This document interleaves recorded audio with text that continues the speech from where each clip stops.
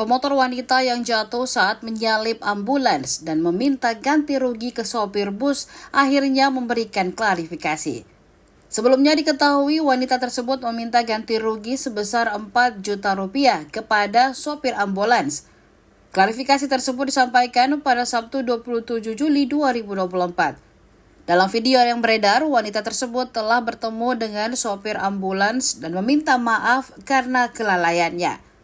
Ia juga mengembalikan uang ganti rugi yang sempat ia minta sebelumnya. Keduanya juga menandatangani surat pernyataan damai yang ditulis tangan langsung.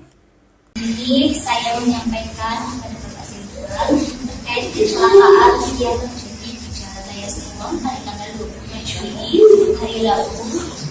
Yang pertama, atas ketidakhati-hatian yang menyebabkan terlilisnya motor yang saya kendarai dan juga menimbulkan kecelakaan di bus yang dikendarai oleh Bapak Saifulan. Saya bersedia mengembalikan uang ganti rugi atas kesepakatan bersama di pihak awal sebesar 4.305.000 kepada Bapak Saifulan.